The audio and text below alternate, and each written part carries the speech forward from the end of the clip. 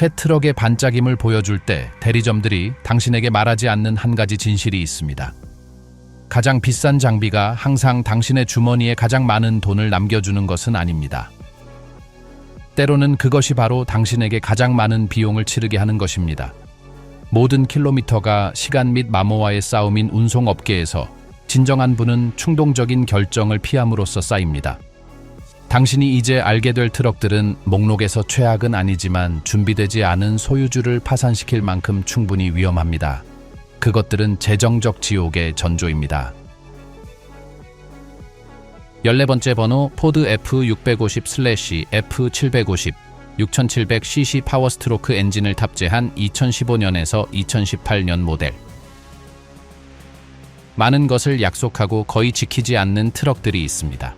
이 시기에 포드 F650과 F750이 그중 하나입니다.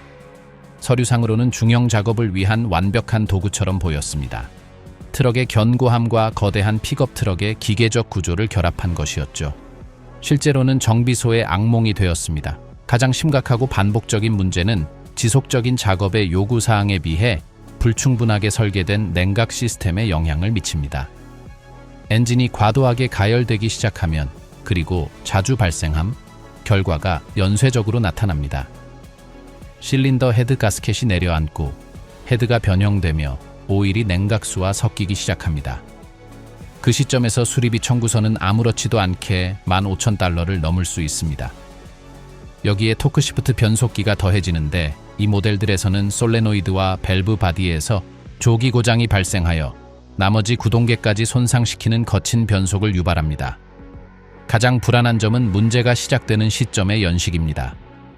50만 킬로미터를 주행한 트럭을 말하는 것이 아니라 겨우 10만 킬로미터를 넘긴 유닛들을 말하는 것입니다. 사용한 지 2년이 차에 되기 전에 정비소에 가져간 운전자들도 있습니다. 이 포드들 중 하나를 사는 것은 실린더에 총알 3발을 넣고 러시안 룰렛을 하는 것과 같습니다. 그리고 당신이 질 때 당신은 크게 잃습니다. 13번째 번호 쉐보레 코디악 슬래시지 MC 톱킥 1세대 6600cc 더라마운트 엔진 탑재 모델. 제너럴 모터스의 이 중형 트럭들이 지방자치단체와 건설 차량단을 지배하던 시절이 있었습니다. 그것들은 견고했고 이미지가 좋았으며 더라마운트 엔진은 브랜드가 픽업 트럭에서 얻은 신뢰성을 약속했습니다. 하지만 시간이 흐르며 치부가 드러났습니다. 이 샤이시에 장착된 초기 더라마운트의 분사 시스템은 원래 그래야 하는 것보다 훨씬 더 민감한 것으로 판명되었습니다. 인젝터가 놀라울 정도로 자주 고장나며 고장났을 때 트럭을 세워둘 뿐만 아니라 디젤로 오일을 오염시켜 그 과정에서 베어링과 크랭크축을 망가뜨릴 수 있습니다. 엔진 제어 모듈도 문제를 일으킵니다. 먼지와 습기가 쌓이도록 설계된 것 같은 위치에 있는 엔진 제어 모듈 또한 문제를 일으킵니다. 어느 날은 트럭이 작동하다가 다음 날은 시동이 걸리지 않으며 진단에 수주가 걸릴 수 있습니다. 하지만 현재 소유주에게 가장 큰 타격은 부품 수급 가능성입니다. 쉐보레와 GMC는 수년 전에 이 모델들의 생산을 중단했고 많은 특정 부품은 더 이상 생산되지 않습니다. 상태가 좋은 중고 부품을 찾는 것은 고된 여정이며 찾았을 때 가격은 터무니없이 비쌉니다. 코디악과 톱킥은 고장이 나면 절대 오지 않는 부품을 기다리며 정비소에서 수개월 동안 머무는 그런 트럭이 되었습니다. 영구적인 가동 중단 선고입니다. 단 12번째 번호 인터내셔널 듀라스타 맥스포스 7 엔진 탑재 모델. 기계적 제약 목록에서 독보적인 자리를 차지할 자격이 있는 엔진이 있다면 그것은 인터내셔널의 맥스포스 7입니다. 회사가 요소수를 사용하지 않고 배출가스 규정을 준수하기 위해 개발한 6400cc 디젤8 기통 엔진으로 잘못된 공학 설계의 기념비가 되었습니다. 배기가스 재순환 장치 시스템은 불가능한 요구 사항에 노출되어 황당할 정도로 자주 막혔습니다. 인젝터들은 연쇄적으로 고장났습니다. 가변 기하학 터보들은 고착되었습니다. 그리고 그 모든 일이 발생했을 때 엔진은 피스톤을 녹이거나 헤드에 금이 가게 만드는 끊임없는 재생의 악순환에 빠졌습니다. 맥스포스 7의 가장 나쁜 점은 예고가 없었다는 것입니다. 어느 날은 완벽하게 작동하는 트럭을 가질 수 있었고 다음 날 예고 없이 엔진이 멈췄습니다. 수리비는 12,000달러에서 2만 달러 사이를 오갔으며 종종 트럭 전체 가치보다 높았습니다. 인터내셔널은 집단 소송을 당했고 전국의 대리점들은 새 엔진을 기다리는 듀라스타들로 가득 찼으며 소유주들은 고통스러운 교훈을 얻었습니다. 불가능한 규정을 준수하기 위해 설계된 1세대 엔진은 절대 사지 마십시오. 맥스포스 7이 탑재된 듀라스타는 조만간 폭발할 시한폭탄입니다. 11번째 번호 미쓰비시 후소 FE/FG 4950 엔진을 탑재한 2006년에서 2010년 모델. 미쓰비시 후소 FE와 FG는 수십 년 동안 도시 배달과 캡오버 애플리케이션의 제왕이었습니다. 콤팩트한 크기, 기동성, 사용 편의성은 이들을 택배 차량단, 지자체 서비스, 소규모 사업체에 즐겨 찾기로 만들었습니다. 하지만 2006년과 2010년 사이에 무언가 잘못되었습니다. 4900cc 디젤사 기통 엔진인 4950 엔진은 브랜드의 명성을 실추시키는 문제를 일으키기 시작했습니다. 특히 터보는 약점인 것으로 드러났습니다. 잦은 시동과 정지가 반복되는 도시 작업 주기를 잘 견디지 못하는 구조로 설계되었습니다. 터보차저의 날개가 고착되고 송풍 압력이 떨어졌으며 엔진은 사실상 쓸모 없어질 때까지 출력을 잃었습니다. 배기가스 재순환 장치 시스템 또한 크기가 잘못 측정되어 그 흐름으로 막혔고 결국 디젤로 오일을 희석시키는 끊임없는 재생을 강요했습니다. 소유주가 트럭을 정비소에 가져갔을 때 소식은 항상 같았습니다. 터보 수리, 배기가스 재순환 장치 청소, 인젝터 손상 가능성. 청구서는 5,000달러 정도였으며 이는 종종 중고 트럭 가격보다 높았습니다. 가장 나쁜 점은 이러한 문제들이 반복적이었다는 것입니다. 확정적인 해결책은 없었고 임시 방편뿐이었습니다. 그 시절의 FE/FG는 좋은 평판을 가진 브랜드를 믿었던 많은 소규모 사업가들의 골칫거리가 되었습니다. 10번째 번호 이수즈 NPR/NQR 4801 엔진을 탑재한 2004년에서 2007년 모델. 이수즈는 불사신의 엔진을 만드는 것으로 유명합니다. 그리고 그것은 사실입니다. 그렇게 만듭니다. 하지만 2004년과 2007년 사이 4801 엔진에서 무언가 실패했습니다. 인기 있는 NPR과 NQR에 장착된 이 4기통 디젤 엔진은 분사 시스템에 만성적인 문제를 일으켜 1명 이상의 소유주를 파산으로 몰아넣었습니다. 인젝터들은 예상했던 수십만 킬로미터 동안 지속되는 대신 약 15만 킬로미터 부근에서 고장나기 시작했습니다. 처음에는 증상이 미묘했습니다. 시동 시 약간의 흰 연기, 약간 높은 연료 소비, 간헐적인 출력 손실 등입니다. 하지만 운전자가 이러한 신호들을 무시하면 결과는 파멸적이었습니다. 커먼레일 디젤 엔진에서 고장난 인젝터는 연료를 제대로 분사하지 못할 뿐만 아니라 결국 액체 디젤을 실린더에 직접 분사하게 될 수 있습니다. 그 디젤은 벽면의 오일막을 씻어내고 크랭크 케이스의 윤활유를 희석시키며 결과적으로 피스톤의 고착이나 커넥팅 로드의 파손을 유발합니다. 그 시점에서의 수리는 엔진을 완전히 열고 블록을 연마하거나 통째로 교체하는 것을 의미합니다. 8,000달러에서 12,000달러를 지출한 후 소유주는 수리비로 지불한 금액보다 가치가 낮은 트럭을 마주하게 됩니다. 4801은 작동할 때는 훌륭한 엔진이지만 고장날 때는 제대로 고장납니다. 9번째 번호 프레이트라이너 스프린터 6기통 디젤 엔진을 탑재한 2007년에서 2009년 모델. 스프린터는 의심할 여지 없이 세계에서 가장 상징적인 밴입니다.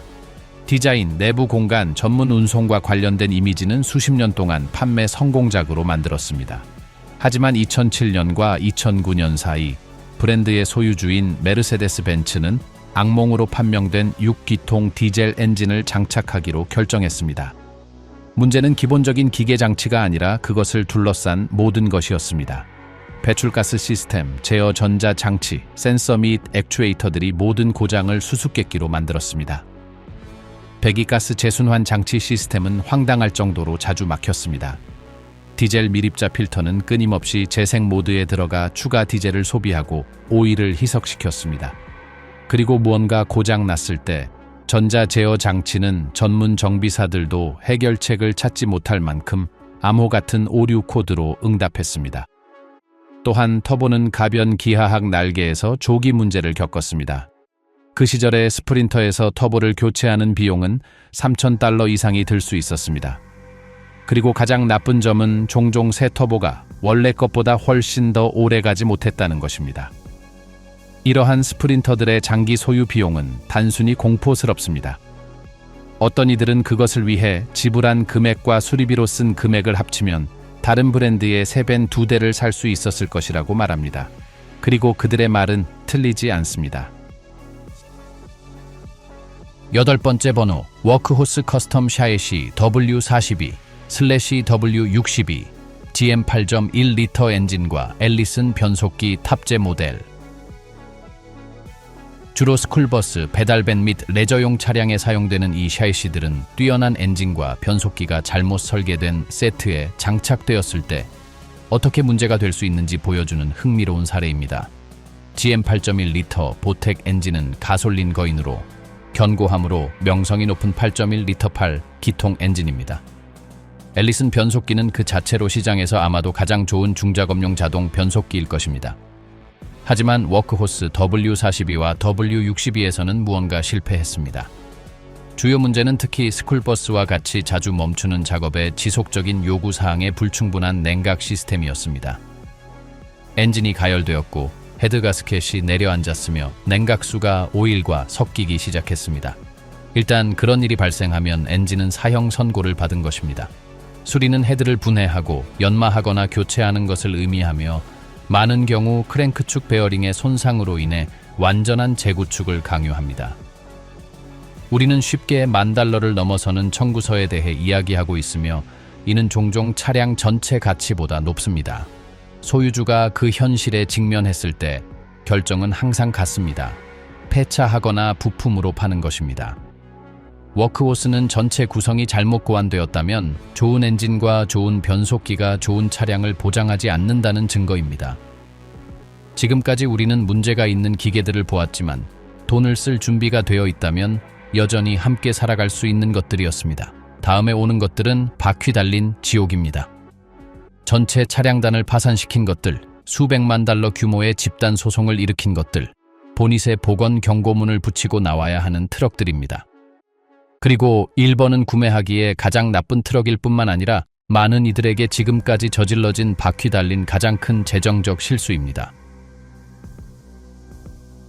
7번째 번호, 포드 F650/F750 고출력 6700cc 파워스트로크 엔진을 탑재한 2020년에서 2022년 모델. 이전에 F650과 F750 모델들이 이미 문제가 많았다면 2020년에서 2022년 세대는 결함을 새로운 수준으로 끌어올렸습니다. 포드는 중작업용 트럭이 픽업 트럭이 아니라는 점을 고려하지 않은 채 F450 픽업 트럭에 장착되는 것과 동일한 버전의 고출력 6700cc 파워스트로크 엔진을 이 트럭들에 설치하기로 결정했습니다. 열정 및 기계적 요구사항은 훨씬 더 높았고 엔진은 우려스러운 피로 진후를 보이기 시작했습니다. 이미 복잡한 배출가스 사후 처리 시스템은 반복되는 악몽이 되었습니다. 디젤 미립자 필터는 받아들일 수 없는 빈도로 포화되었고 추가 디젤을 소비하고 오일을 희석시키는 끊임없는 재생을 강요했습니다. 질소산 화물 센서들은 하나둘씩 고장났으며 고장났을 때 엔진은 보호 모드에 들어가 고속도로 주행이 불가능한 수준으로 출력을 제한했습니다. 가장 나쁜 점은 이러한 출력 제한 모드가 가장 부적절한 순간에 발생했다는 것입니다. 짐을 가득 싣고 오르막길 중간에서나 추월할 때 말이죠. 또한 변속기도 수준 미달이었습니다. 토크시프트에 동일한 문제들이 반복되어 솔레노이드와 밸브 바디의 고장으로 예고 없이 트럭이 멈춰 섰습니다. 보증 기간이 만료되었을 때 소유주는 황당할 정도의 규칙성을 가지고 5자리 숫자의 청구서에 직면했습니다. 10만 킬로미터도 차에 되지 않아 사후 처리 시스템 전체를 2번 교체해야 했던 운전자들도 있습니다. 이 시절의 포드 F650은 엔진, 변속기 및 샤의 간의 잘못된 통합이 어떻게 작업 도구를 경제적 형벌로 바꿀 수 있는지 보여주는 완벽한 예시입니다. 그리고 가장 비극적인 점은 포드라는 이름과 명시된 출력에 이끌린 많은 소규모 사업가들이 자신들을 무엇이 기다리고 있는지 모른 채 함정에 빠졌다는 것입니다. 6번째 번호, 인터내셔널 C V 시리즈, 닛산 타이탄 XD 기반 모델. 인터내셔널이 중량 픽업 트럭 부문에 진입하기로 결정했을 때 그들은 전략적 실수를 저질렀습니다. 자체 차량을 개발하는 대신 닛산 타이탄 XD의 하부 구조를 가져와 자사의 엠블럼을 붙이고 마치 전통적인 인터내셔널 차량인 것처럼 판매한 것입니다. 그 결과는 이것도 저것도 아닌 기계적 프랑켄슈타인이었습니다. 문제는 정체성의 부재에서 시작되었습니다. 인터내셔널 대리점들은 닛산 부품이 들어간 차량을 수리할 준비가 되어 있지 않았고, 닛산 대리점들은 인터내셔널 엠블럼이 달린 차량에 대해 전혀 알고 싶어 하지 않았습니다. 소유주는 아무도 책임을 지지 않는 기술 서비스의 미궁 속에 갇히게 되었습니다. 이 모델 전용 부품인 변속기는 조기 고장을 겪었습니다. 변속이 거칠어지고 싱크로나이저가 마모되었으며 많은 경우 6만 킬로미터가 되기도 전에 변속기 전체를 교체해야 했습니다. 전자장치는 재앙 수준이었습니다. 센서들은 잘못된 수치를 내보냈고 제어 장치는 스스로 초기화되었으며 아무런 이유 없이 고장 경고등이 들어왔습니다. 소유주가 겨우 대리점을 설득해 차량을 점검받더라도 정비 매뉴얼이 차량의 실제 상태와 일치하지 않아 진단에 수주가 걸리기도 했습니다. CV 시리즈는 두 공학 문화가 통합되지 않은 채 섞일 때, 그리고 두 디자인 철학이 접점을 찾지 못하고 충돌할 때 어떤 일이 벌어지는지 보여주는 완벽한 예시입니다. 극소수의 차량만 판매되었으며 현재 운행 중인 차량들도 아무 일도 일어나지 않기를 바라며 달리고 있습니다. 고장이 나는 순간 수리는 트럭을 수개월 동안 세워둘 수 있는 고된 여정이 되기 때문입니다. 5번째 번호, 히노 268/338 J08E 엔진을 탑재한 2010년에서 2015년 모델. 많은 이들에게 히노는 일본식 신뢰성의 대명사입니다. 토요타와 연계된 브랜드이자 자동차를 만들 때와 같은 품질에 대한 집착으로 트럭을 만드는 곳입니다. 하지만 2010년과 2015년 사이 J08E 엔진을 생산하던 공장에서 무언가 잘못되었습니다. 히노의 268 및 338 모델에 장착된 이 엔진들은 브랜드의 명성에 흠집을 내는 문제들을 일으키기 시작했습니다. 커먼레일 분사 시스템은 예상보다 훨씬 더 민감한 것으로 드러났습니다. 인젝터들이 연쇄적으로 고장났으며 고장났을 때 엔진 출력을 떨어뜨릴 뿐만 아니라 디젤 연료가 오일로 스며들 경우 치명적인 손상을 초래할 수 있었습니다. 또한 터보는 베어링 마모와 축의 동심원 이탈 등으로 조기 피로 징후를 보였습니다. 하지만 가장 놀라운 점은 오일 소모량이었습니다. 많은 소유주가 오일 교환 주기 사이에 수 리터를 보충해야 한다고 보고했는데, 이는 피스톤 링이나 밸브 가이드에 문제가 있다는 명백한 신호였습니다. 엔진을 정비소에 가져갔을 때 소식은 항상 같았습니다. 수리비는 비쌌고 종종 문제가 다시 발생하지 않는다는 보장도 없었습니다. 히노는 소프트웨어 업데이트와 부품 개선으로 이를 해결하려 노력했지만 2010년에서 2015년 모델 소유주들에게 그 해결책은 너무 늦게 도착했습니다. 이 트럭들 중 상당수는 도중에 포기되어 부품으로 판매되거나 결코 내려지지 않는 결정을 기다리며 구석에 방치되었습니다. 그 시절의 J08E는 일본인들조차 실수할 수 있으며 그 실수가 얼마나 거대할 수 있는지 증명했습니다.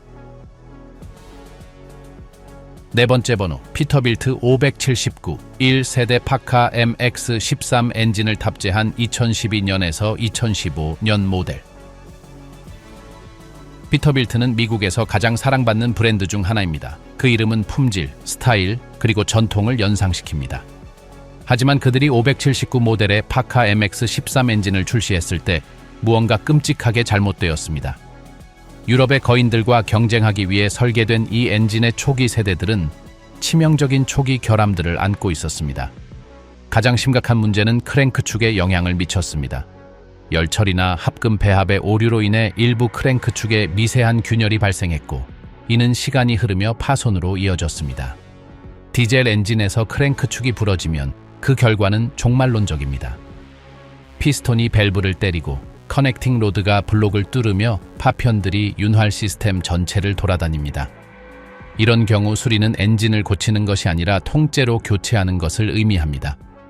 피터빌트 579의 새 엔진은 공인비를 제외하고도 $30,000 이상이 들 수 있습니다. 여기에 조기 마모되는 커넥팅 로드 베어링 문제와 예고 없이 고장나는 분사 시스템 문제가 더해졌습니다. 파카는 결국 문제들을 인정하고 후속 세대에서 엔진을 개선했지만 초기 579 구매자들에게 그 경험은 파괴적이었습니다. 많은 이들이 수만 달러를 잃었고 무엇보다 결코 흔들리지 않을 것이라 믿었던 브랜드에 대한 신뢰를 잃었습니다. 대리점들은 새 엔진을 기다리는 579 차량들로 가득 찼으며 대기 기간은 최대 6개월에 달했습니다. 그동안 소유주는 단 $1의 수익도 내지 못한 채 트럭 할부금, 보험료, 세금을 계속 내야 했습니다.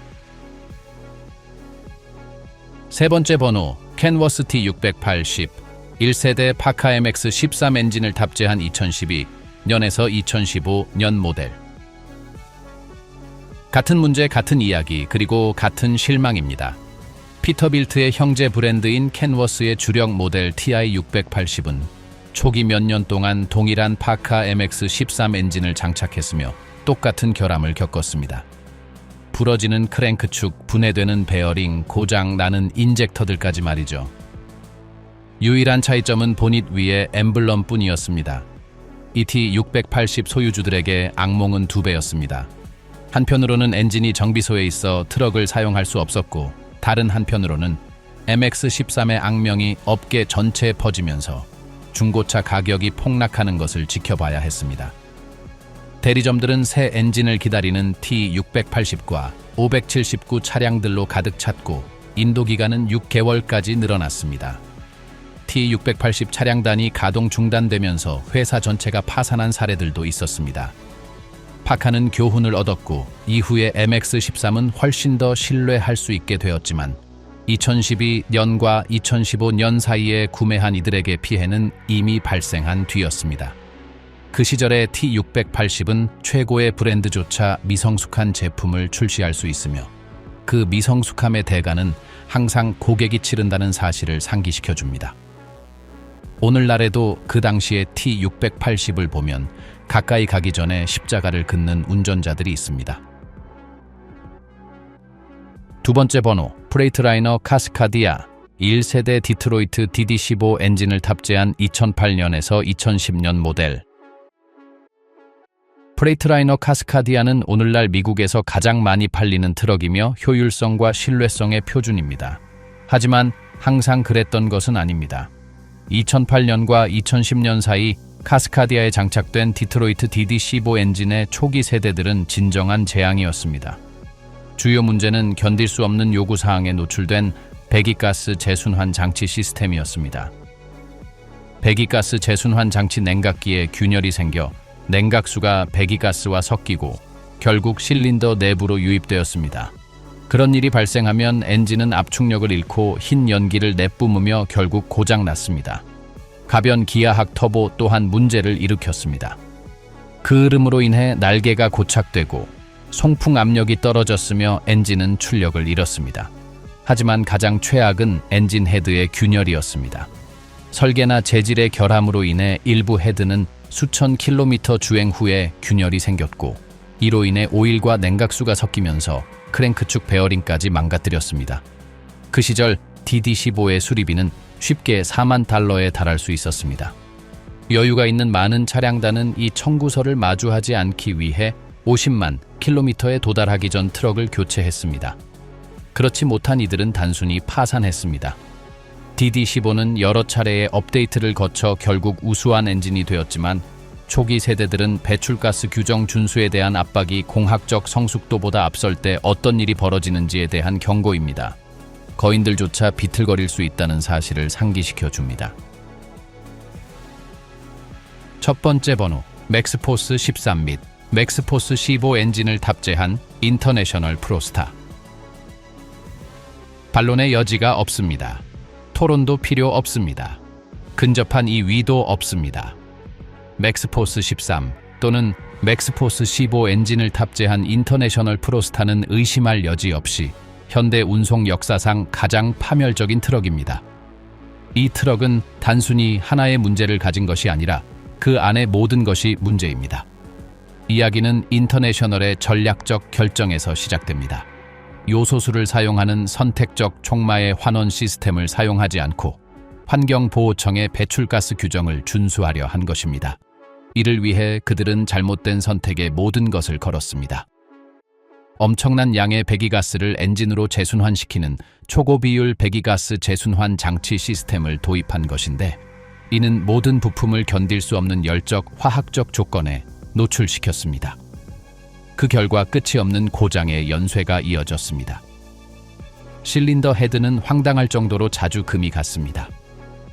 인젝터들은 줄지어 고장나며 디젤로 오일을 오염시키고 베어링을 망가뜨렸습니다. 터보들은 고착되었습니다. 피스톤들은 깨졌습니다. 배기가스 재순환 장치 밸브들은 막혔습니다. 미립자 필터는 포화되었습니다. 그리고 소유주가 겨우 한 문제를 해결하면 몇천 킬로미터 뒤에 다른 문제가 나타났습니다. 집단 소송이 쌓여갔습니다. 대리점들은 새 엔진을 기다리는 프로스타들로 가득 찼습니다. 수리기간은 6개월까지 늘어났습니다. 소유주들은 사용할 수 없는 트럭의 할부금을 계속 내면서 자신의 사업이 무너지는 것을 지켜봐야 했습니다. 맥스포스 13과 15는 단순히 나쁜 엔진이 아닙니다. 아마도 지난 수십 년간 도로용 트럭에 장착된 최악의 디젤 엔진들일 것입니다. 그리고 더 나쁜 것은 인터내셔널이 증거를 부정하며 수년 동안 이를 계속 판매했다는 점입니다. 결국 현실이 그들의 면전에서 폭발할 때까지 말이죠.